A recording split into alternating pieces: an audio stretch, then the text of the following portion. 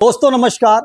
शामली के कांदला ब्लॉक में आए हुए हैं और कांदला के सबसे पहले प्रमुख साहब को दिखाइए जो तीसरी बार के प्रमुख है, डॉक्टर विनोद मलिक जी, तो साहिबान जिला पंचायत वार्ड की 4 नंबर से सदस्य, और चौधरी वीरेंद्र सिंह जी हैं जो किसी तारुफ परिचय के मोहताज नहीं है।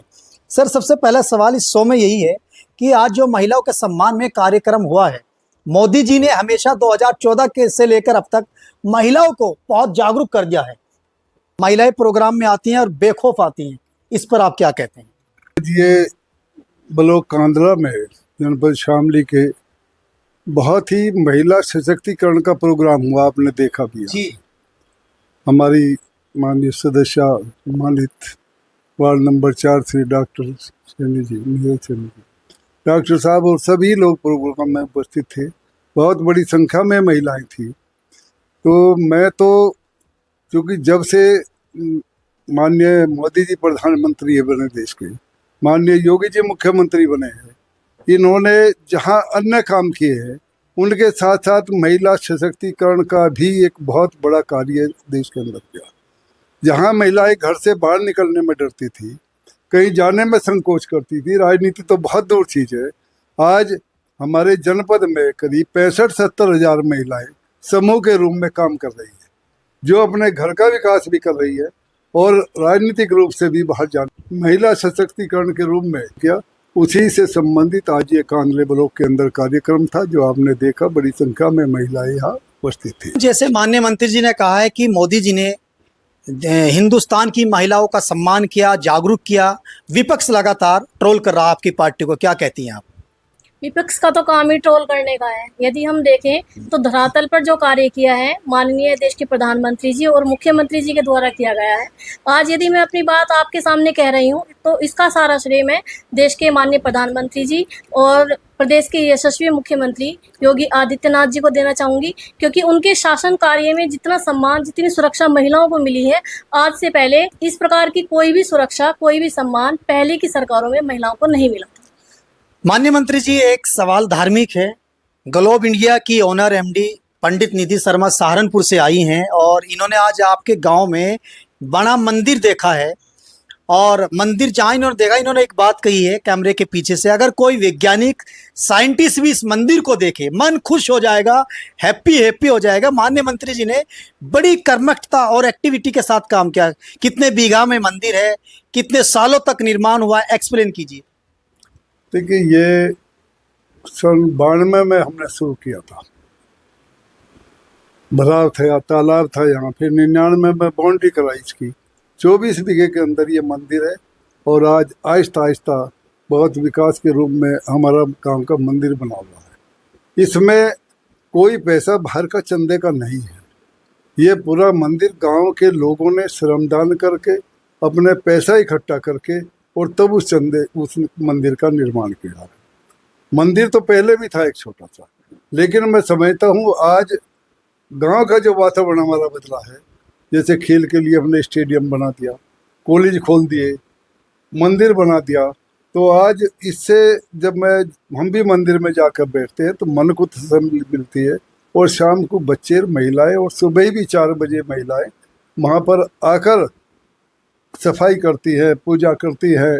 तो एक वातावरण बदलने में इस मंदिर बहुत बड़ा योगदान है और उसका लाभ भी हमारे गांव को, जहां हमारे गांव का वातावरण दूसरा था, खराब होया करता था पहले, आज वहाँ धार्मिक प्रवृत्ति के लोग, खेलने वाले बच्चे, पढ़ने वाले बच्चे, उस रूप में गांव का वातावरण बदल गया है। इसमें मंदिर का बहुत बड़ा योगदान है। मंत्री जी, जितनी फैसिलिटी आपके गांव में शायद कहीं ना देखने को मिले, बाकी नेता जनप्रतिनिधि काम क्यों नहीं करते? अच्छी बात है।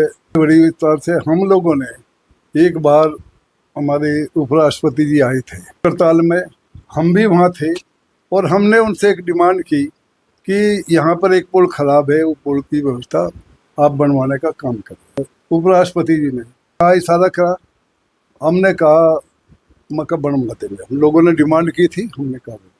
जब चाय पीने लगे, वो कहने लगे आपकी कौन सी टर्म है? मैं उस समय छठी बार MLA था।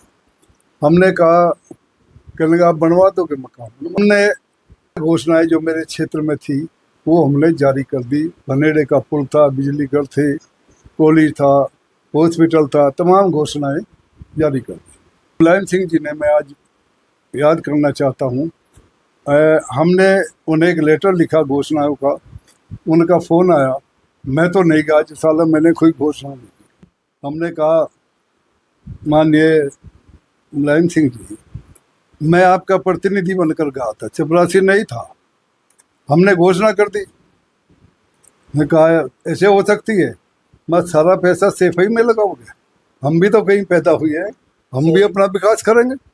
और उन्होंने मंजूर कर दिया। हमारे एक मित्र ने शिकायत की, भी दोस्त थे कैबिनेट में, उन्होंने शिकायत की कि अब ये क्या हुआ। मैं आज भी याद करना चाहूँगा, नेताजी को नमन करना चाहूँगा।